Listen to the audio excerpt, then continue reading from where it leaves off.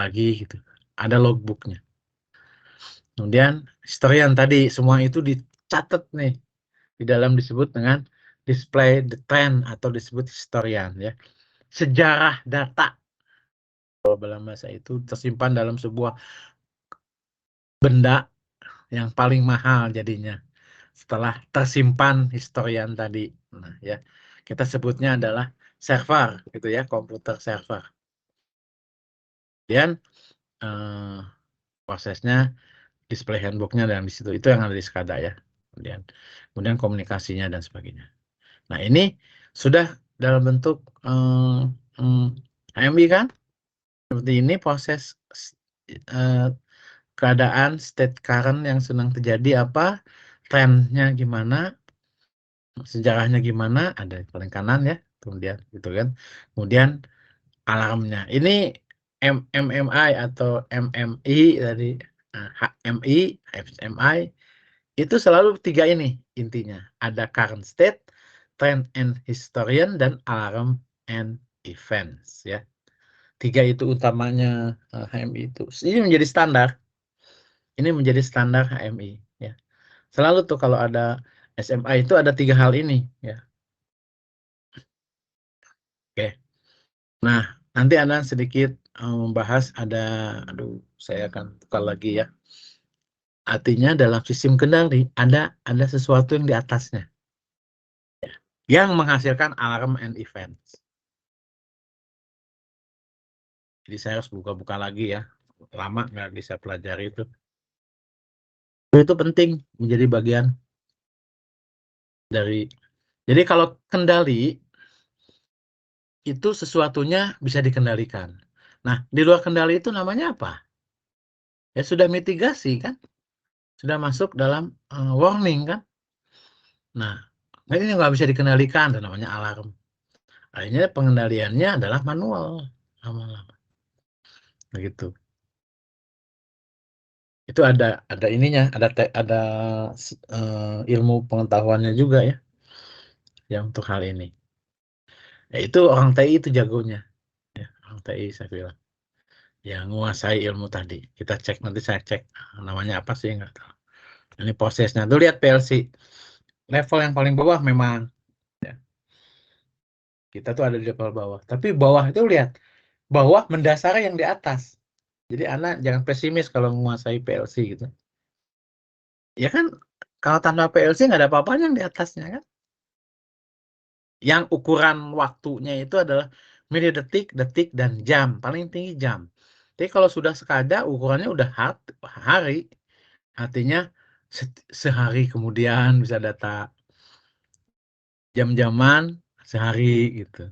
Kalau udah ukurannya atas tuh sudah bulanan sampai mingguan sampai bulanan ditanganinya oleh MES. Itu cara menghitungnya, cara membacanya. Tapi kalau sudah menghitung ukuran bulan atau tahun untuk trends ke depan, waktu itu harus membutuhkan ERP. Jadi ERP itu adalah mengkoleksi, mengintegrasi seluruh data yang ada di bawah. Kita menyebutnya adalah planning level. Planning itu perencanaan ya, sudah unsur perencanaan. Nah, planning level ini kan diterapkan. Nah, itu ukurannya sampai mingguan ya. Sampai bulanan lah itu execute level. Nah, sebenarnya supervisi level hanya ukuran harian ya. Itu supervisi level, dan kontrol sendiri adalah paling tinggi jam sebagai acuan waktunya. Dari kecepatan tinggi milidetik sampai kepada jam. Itu PLC menanganinya. Nggak ada PLC misalnya timernya 1 bulan. Nggak ada, itu bukan PLC. Nggak ada. Nggak mampu juga PLC. Mampu sih, tapi bukan kerjaannya PLC gitu. Untuk nanganin timer sampai harian atau beberapa hari gitu ya. PLC itu hanya menanganin sampai ukuran jam saja. Si timernya itu, gitu kan. Dan di PLC kan ada timer. Saya tahun lalu tidak membahas sampai sini, ya, karena saya merasa itu penting dan atas keterbukaan, atas terbukanya, karena dapat rezeki apa namanya di training ya, dan insya Allah saya ke depannya kemungkinan besar saya diikutkan oleh Polban tanda petik untuk jadi dosen apa istilahnya apa ya, yang hubungannya dengan itu sertifikasi vokasi. Kalau pengajar yang disebut guru level sampai dengan SMA harus punya akta kan, akta 4 dari dulu kan namanya IKIP ya, UPI ya, akta mengajar di SMA tuh harus punya tuh namanya sertifikasi guru kan, itu akta itu sebetulnya ya, akta 4 atau 5 ya. Nah, anehnya yang politeknik belum punya. Nah, sekarang lagi digojlok untuk itu. Nah, itu kebetulan di ATMI itu, Politeknik ATMI Solo tuh lagi mengarah ke sana. Dan kebetulan saya kan dengan salah satu pejabat Polban ya yang ada di distrik itu bakal diajukan sebagai eh, apa namanya kelinci percobaannya sertifikat vokasi untuk dosen ya, selevel dosen, sertifikat vokasi mengajar level dosen. Berarti level perguruan tinggi, tapi untuk politeknik gitu. Jadi nanti kalau ngajar di politeknik itu harus dapat sertifikasi itu. Nah, ke depannya kayaknya gitu ya. Yang kemungkinan saya mungkin jadi malah asesor nantinya pengajar. Karena awal-awal kan gitu. Baik ya. Nah, ini ukuran dari sisi waktu. Tadi udah kan? Sampai dengan grup kontrol ya, supervisi itu ukurannya menit ya. Ternyata ukuran ERP itu minimal bulanan. Ini yang batas minimalnya. Minimalnya bulanan. MES itu harian, supervisory ke bawahnya itu adalah ukurannya menit ya, per detik. Reaksi ini reaksinya, kecepatan reaksi. Sementara kompleksitasnya malah makin sederhana, makin ke bawah kan. Makin kompleks ke atasnya, dilihat kompleksitasnya kecepatan makin tinggi, tapi kompleksitas makin rendah. Bisa kebayang kan? Ukuran ini wawasan kita tentang ini.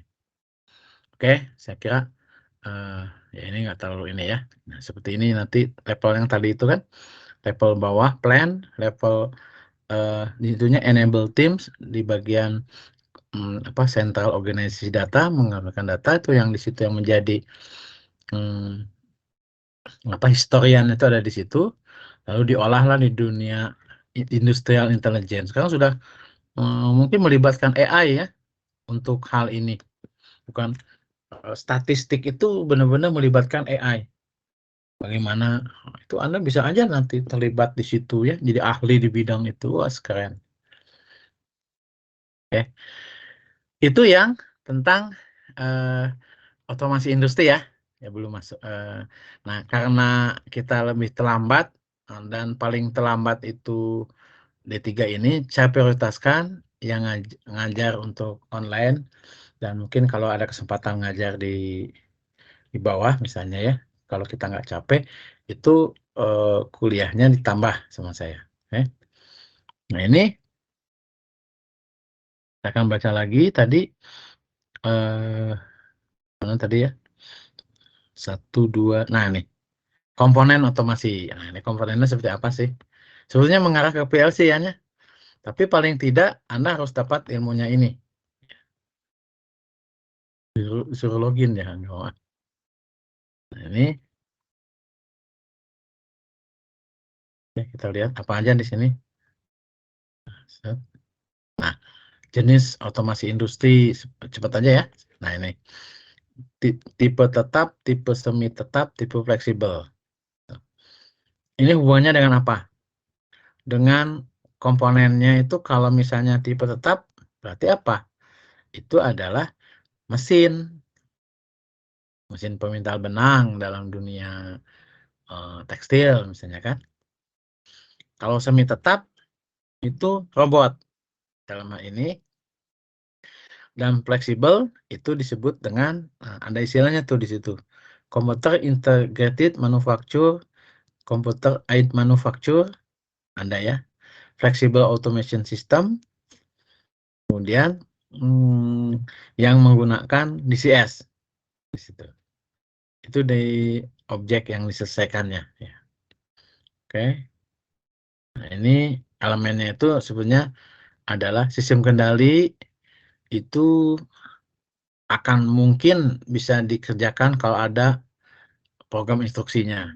Yaitu yang kita sebut dengan yang kita program PLC misalnya ya. Terus sistem kendalinya menggerakkan proses kan. Nah, proses menghasilkan proses misalnya kita mengendalikan, hey, suruh apa gitu. Udah sampai mana? Nah, itu namanya sensor. Balik lagi ya. Kalau kita pakai pointer misalnya ya. Nah, ini akan balik lagi. Ya kan? Sistem balik lagi kan gitu. Nah, sistem kendali tidak akan ada apa-apanya ya kalau tidak ada daya yang menggerakkannya, termasuk proses. Ini sebenarnya ada proses itu juga butuh butuh daya ya kan. Kalau ini apa? Balik lagi ya. Halo, teman-teman. Iya Pak. Balik lagi ya? Hilang ya? Iya Pak, hilang Pak. Masuk lagi sekarang. Kita klik kayaknya. Sudah Pak.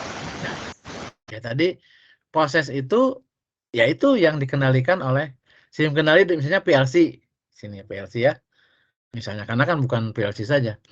Itu kita buat program lalu masukkan, dia akan menggerakkan proses.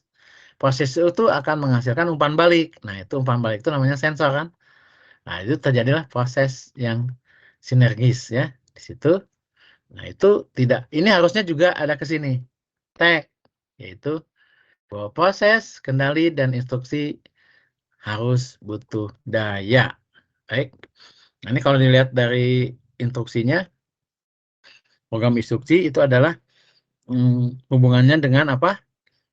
Sistem operasi yang paling utamanya kan pengguna aplikasi, bahasa yang digunakan untuk membuat instruksi tadi ya, bagaimana penyajian data, instruksinya itu seperti apa, punya perangkat keras dan perangkat lunak. Jadi antara pengguna, perangkat lunak dan perangkat keras ujung-ujungnya adalah sistem operasi. Nah, sistem operasi ini bisa dalam bentuk software yang kita kenal komputer atau dalam bentuk aturan ya, dalam bentuk aturan sebetulnya di dalam proses itu.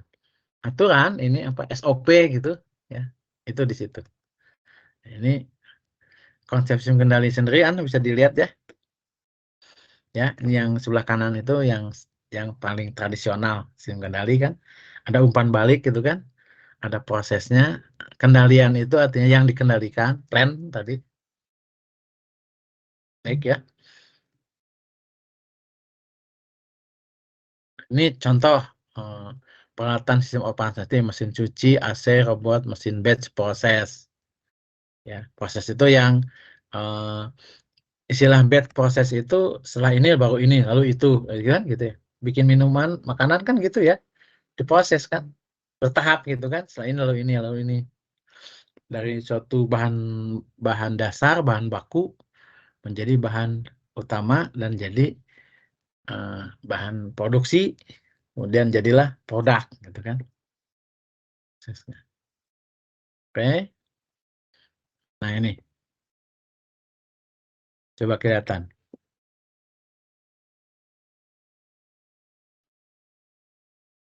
Saya juga lupa lagi ya sebetulnya. Atau Anda ada yang tahu apa bedanya antara otomatis dan otomasi?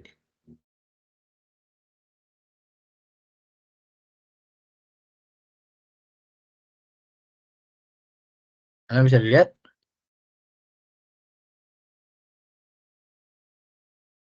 sebetulnya bagi manusia ya, apa sih yang paling mendasar kenapa orang butuh dunia industri dengan otomasinya?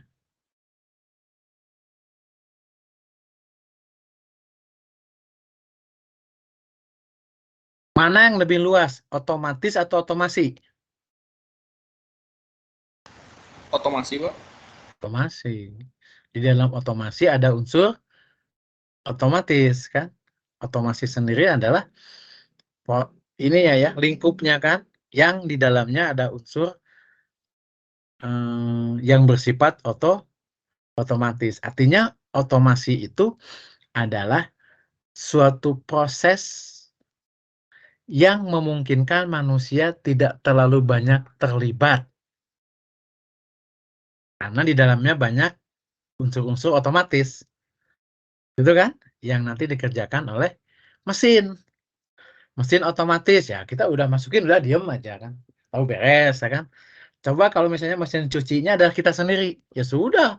Kita cuci, tangan kita gerak, mata kita lihat, sudah bersih belum?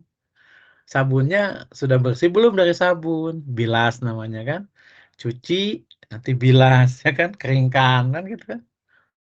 Semuanya itu cuma tinggal masukkan bahannya, air, sabun, biarkan, jadilah bahkan bisa sampai langsung rapi, sudah disetrika otomatis gitu loh. Nah, ini laundry otomatis misalnya, ya kan? Dicuci otomatis pakai mesin cucinya, dikeringkan otomatis ada pengeringnya, lalu sampai dicuci, disetrika otomatis lagi sama mesinnya. Wah, luar biasa ya. Robot itu sudah masuk robot, dunia robot ya. Nah, intinya apa sih sebetulnya yang paling berharga adanya otomasi untuk manusia secara umum?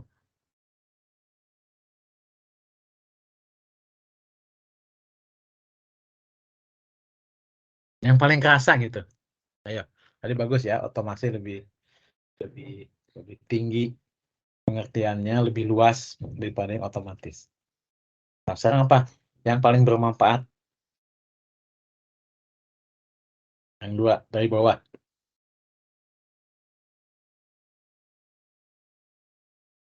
Sehingga pertanyaan saya yang ke atas tuh. Intinya apa? Nomor dua. Lebih efisien, Pak. Nah, efisien itu sebetulnya mengurangi pekerjaan manusia yang bersifat apa? Bersifat mengulang. Oke? Mengulang, diulang lagi. Contoh misalnya, yang paling sederhana. Dulu, mungkin sekarang masih ada kali ya, industri rokok. Dulu aslinya sebelum ada mesin otomatis rokok itu digulung pakai tangan. Kebayang nggak? Tiap hari dia ngegulung gitu. Manusiawi nggak sih? Kalau lihat orang sekarang lihatnya, nggak manusiawi kan? Nanti orang tuh akan gitu aja tuh. Otaknya tuh hanya itu aja. Kasihan nggak? Itu yang saya maksud.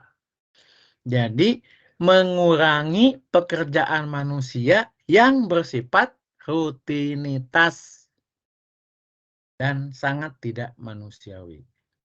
Satu. Yang kedua, mengurangi tingkat bahaya untuk manusia menghadapi misalnya pengecoran logam, ya kan?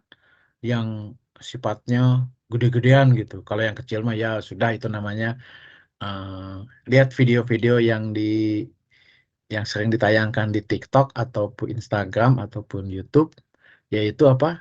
Proses orang India yang suka membuat sekrup apa gitu ya, baut sekrup gitu kan, pakai mesin manual kan semuanya. Nah, ya enggak, tapi yang sifatnya yang global, itu udah mengurangi bahaya manusia, lebih cepat, lebih efisien, efektif, presisi, ya hasilnya, ya kan? Tuh. Nah, pekerjaan yang nomor satu sekarang. Ini saya pernah di ini loh, di komplain loh sama Anda, anak D3 dulu. Udah lama sekali, 20 tahun yang lalu kali ya. Masih 90-an kok. Saya kan mengejar 94. Antara 95 sampai 2000 lah. Itu saya ditanya. Kan otomasi industri pada dasarnya mengurangi pekerjaan manusia. Ya. Di bidang pengemasan bahan baku, menjadi uang jadi. Ya. Apakah ini berimbas pada pengurangan tenaga kerja manusia sehingga menimbulkan pengangguran? Gimana menurut Anda? Wah, Pak, jadi saya tuh dikomplain.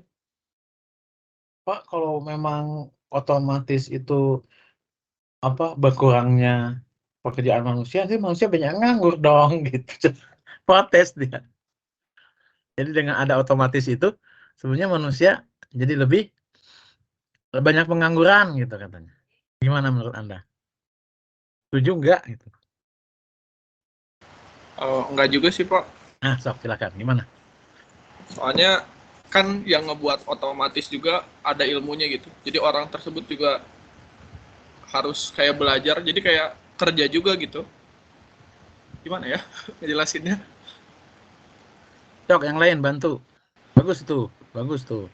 Punya punya ide seperti itu, punya pandangan seperti itu. Coba yang lain. Mungkin nggak usah takut. Kalau takut nggak akan ada majunya, ya. Kalau manusia, aduh takut salah. Oh jangan, malah takut bener gitu malah, ya. Masa begitu apa-apa tuh langsung bener, selalu bener. Nanti mentalnya mental nggak mau kalah. Sehingga itu begitu kalah down, ya. Seperti saya itu kalau Persib kalah itu mentalnya mental jelek tuh. Malas nonton lagi kalah melulu gitu. Padahal sekarang udah harus saya nikmatin sebenarnya kenapa kalah kan gitu. Apa sih koreksi ke kitanya kenapa sih misalnya mata kuliah itu nilai kita selalu kecil, temennya kok bagus-bagus ya gitu. Saya sudah mempertahankan kejujuran saya. Tapi kok saya, nah itu jadi introspeksi. Intinya begini, dengan adanya otomasi industri, jadi banyak pengangguran. Setuju nggak sih? Kan semuanya dikerjakan oleh mesin, beberapa itu. Ayo, silakan mau di sisi mana Anda melihat. Yang nomor satu ini setuju nggak gitu? Pertanyaan pertanyaan pertama. Setuju nggak? Ini banyak pengangguran, Pak, gitu gitu. Gimana? Ayo, ayo, ayo. Bagus tuh. Tadi siapa tuh temennya? Yang menjawab tadi siapa? Fauzul, Pak.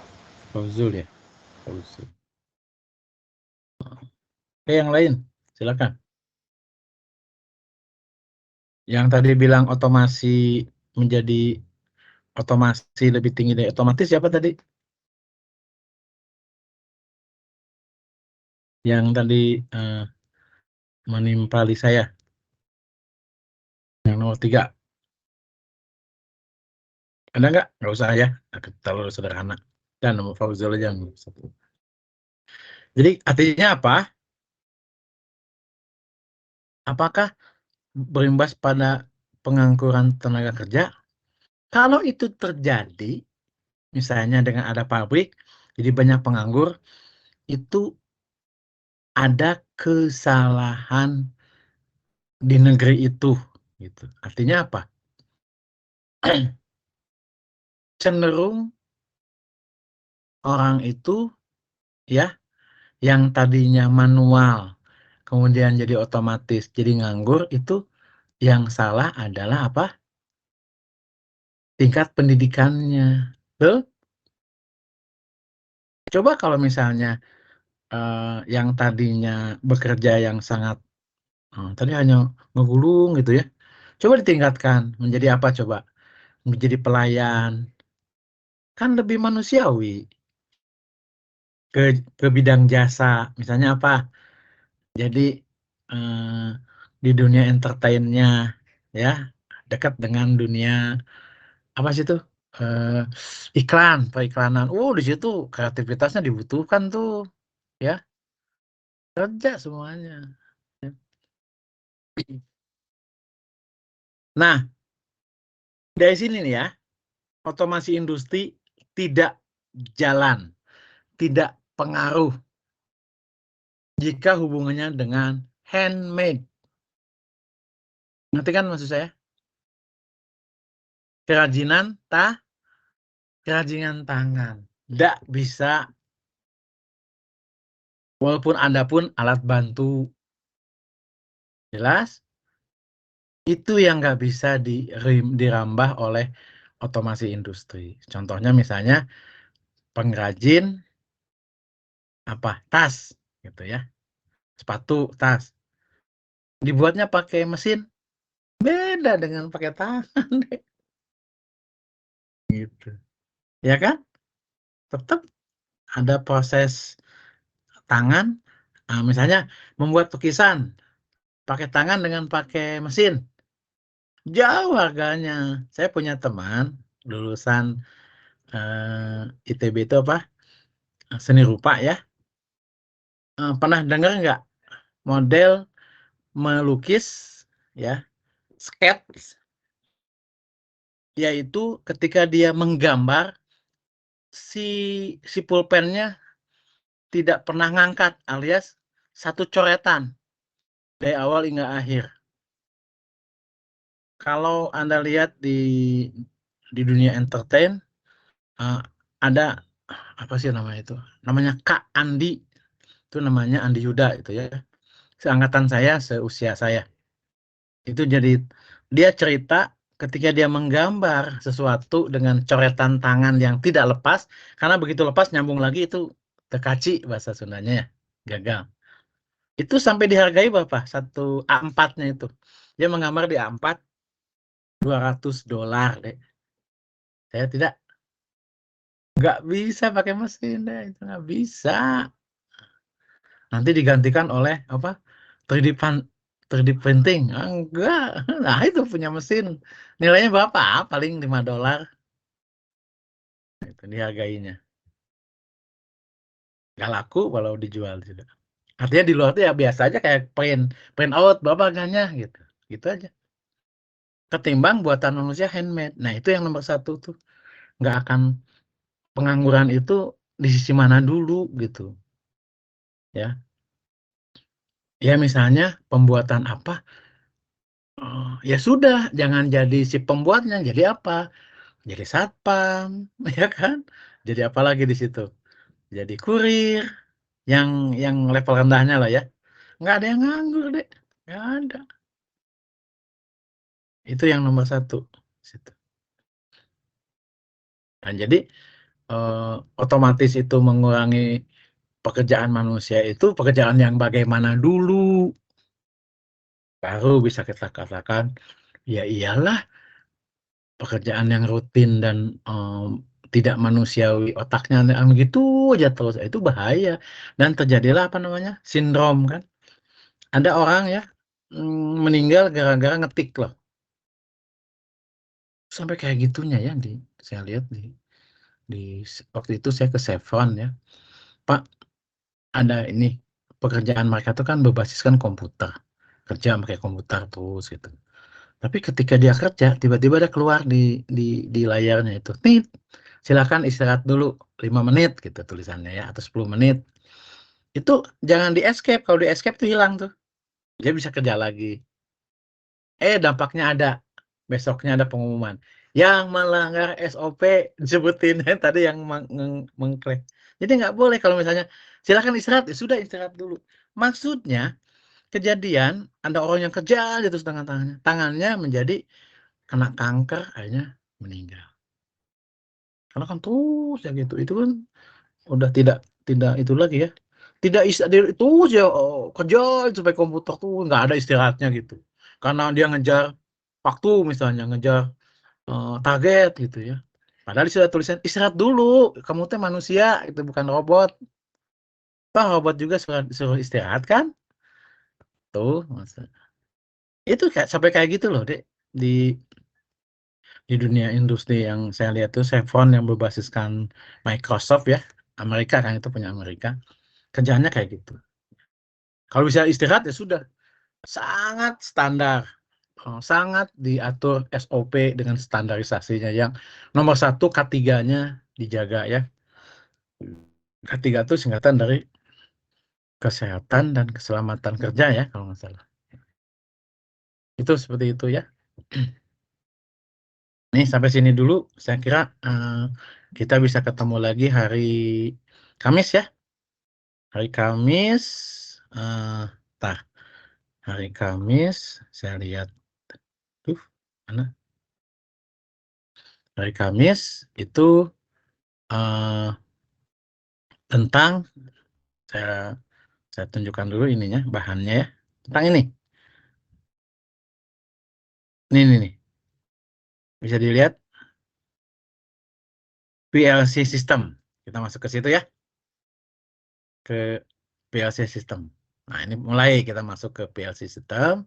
Nah, setelah itu saya kira cocok ya diajarkannya langsung di kelas gitu, 2 jam.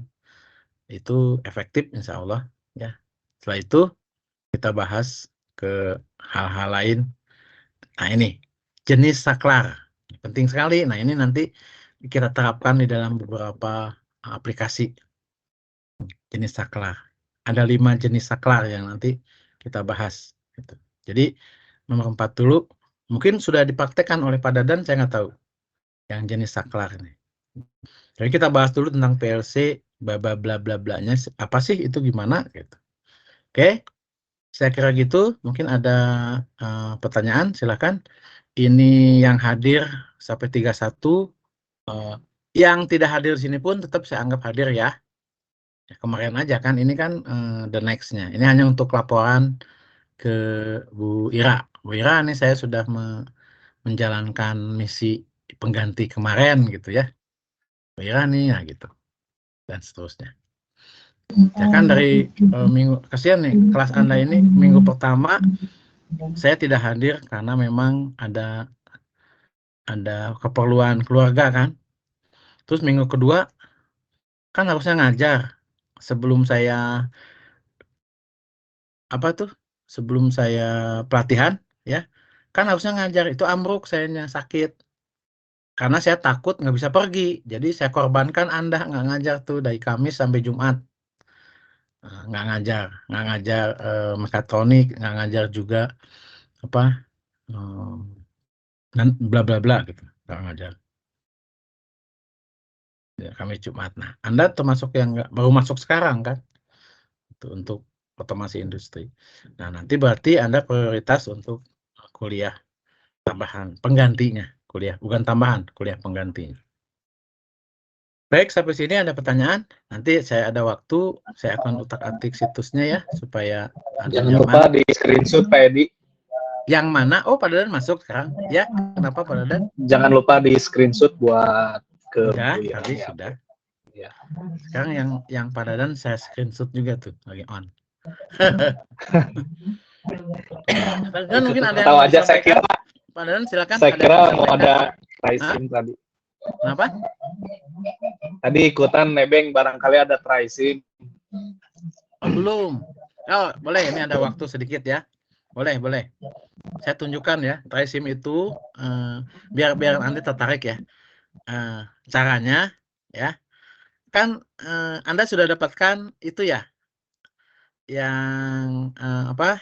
Bisa simpannya di Sudah di ditutup. Itu ada ya. mentahannya udah ditutup. Itu sudah kan. Nah, ini lihat.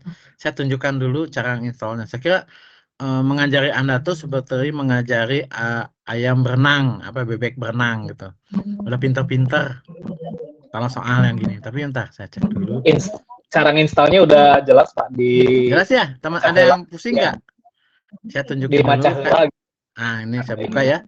Di training ini ada vokasi 2003. Nah, ini ada tools ya. Toolsnya tuh TriSim. Nah, ini yang ini. Ini kalau dibuka tuh ada kan 3 zip, TriSim Exa, dan maca heula cenanya. Maca heula itu maksudnya installkan zip itu, dibuka, diinstal. Ini tuh diinstal nih, TriSim diinstal, akan tersimpan di C, biasanya kan kalau install otomatis ke C. Itu dia 32 bit. Kalau 32 bit pasti di sini kan? Di sini. Yaitu Anda tahu yang ini Logic Pro? Ada nggak di sini Logic Pro? Berarti nggak diinstal sama saya. Belum kekasih. Di sini nggak ada kan? Nggak ada. Itu artinya saya installnya di sana. Tapi ada Logic Pro mah 32 bit tuh 60 ini di sini kali ya. Logic Pro. Oh, the Learning Fit paket. Nih, the Learning Fit. Nah, ini Logic Pro. Tuh kan, udah keinstall saya di sini. Itu sama dengan nasibnya dengan the Trisim Lite. Nih. Nah, yang zip tadi dibuka, kopikan ke sini. Di replace gitu. Sehingga muncul Trisim ini. Ini programnya ini. Klik kanan. Kalau Anda di enter itu keluarnya ini. Error. Jangan kaget ya. Error. Jadi harus klik kanan run as administrator gitu. Nih, keluarnya ini. This light version is meant for private use only. Jadi silahkanlah pakai gratis gitu lah ya. Tapi nanti kita lihat. Ini kebuka nih contoh program ya. Contoh program apa nih saya tadi?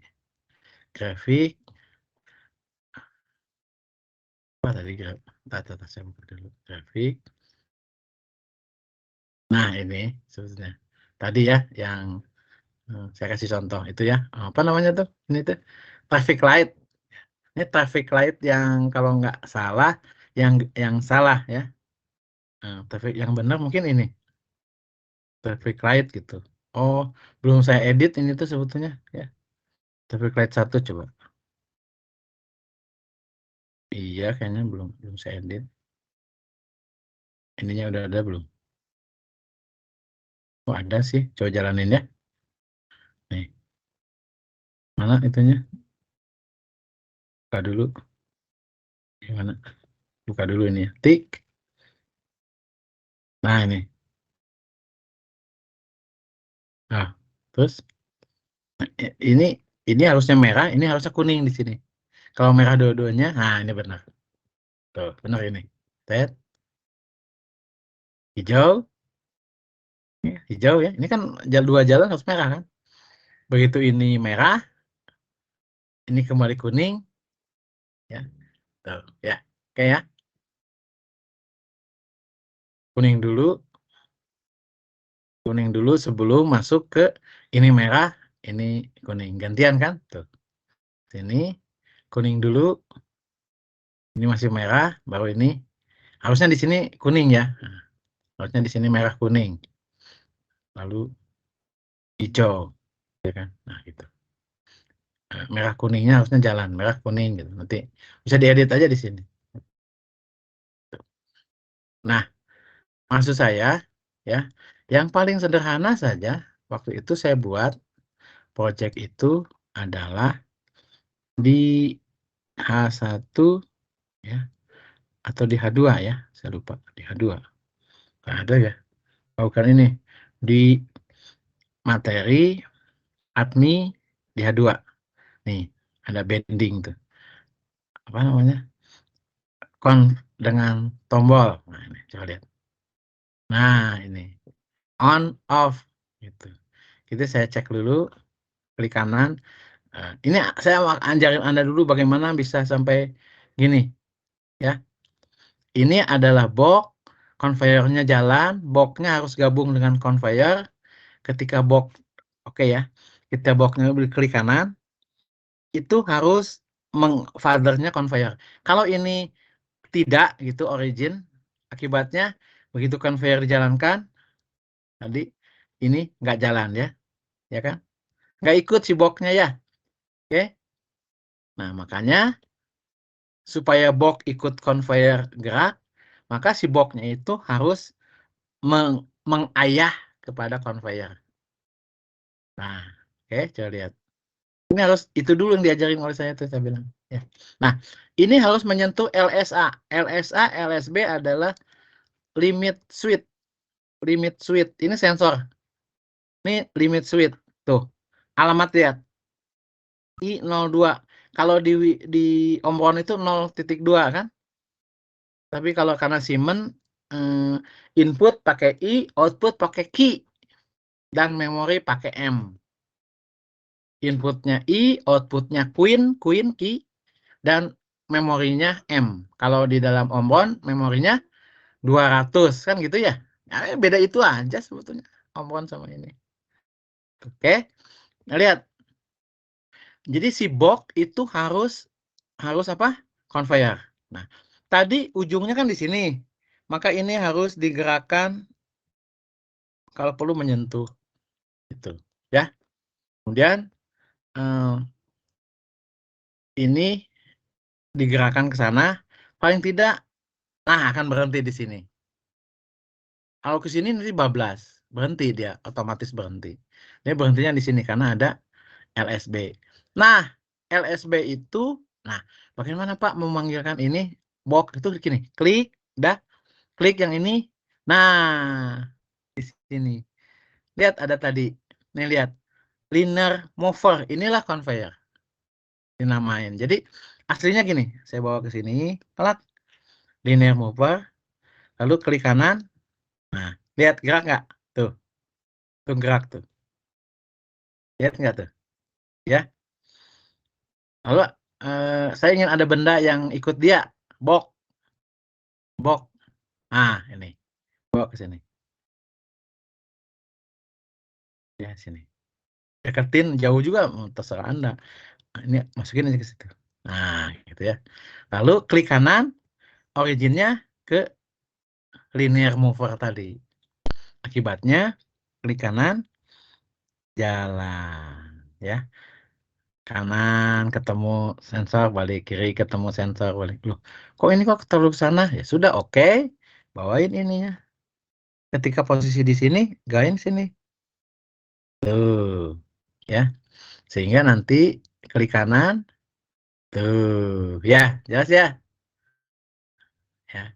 Nanti Anda diajarin oleh saya bagaimana cara membuka pintu tengah-tengah. Buka, tutup, barengan. Nanti itu barengan tuh, saya lagi belajar nulis itu.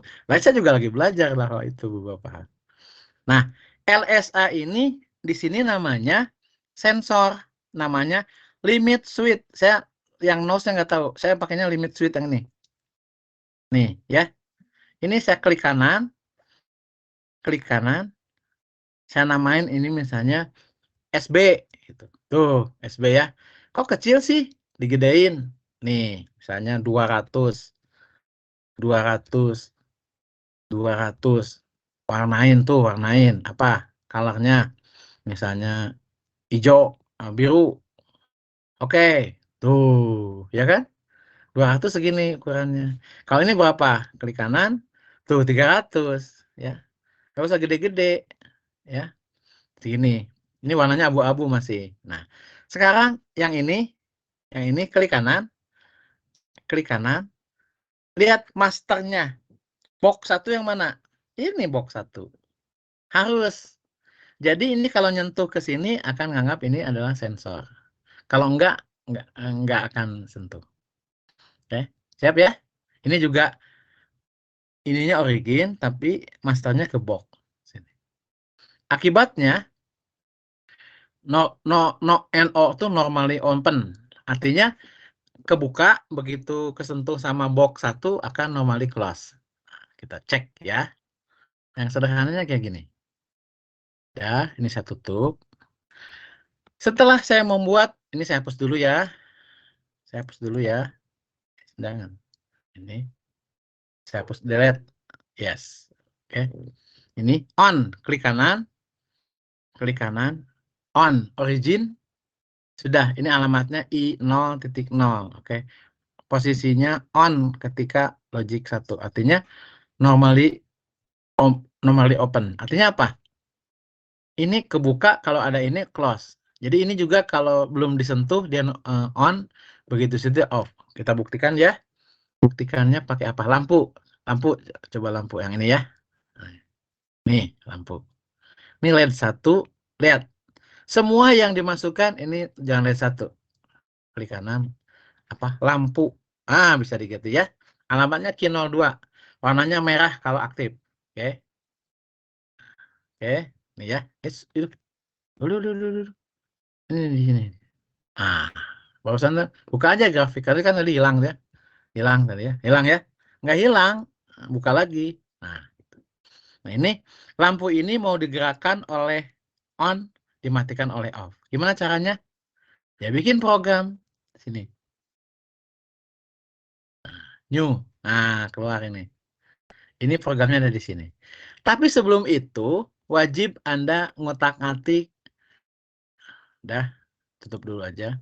Ngotak-ngatik dua hal ini. Address tabel dan simbol tabel. Simbol tabel adalah untuk bikin program.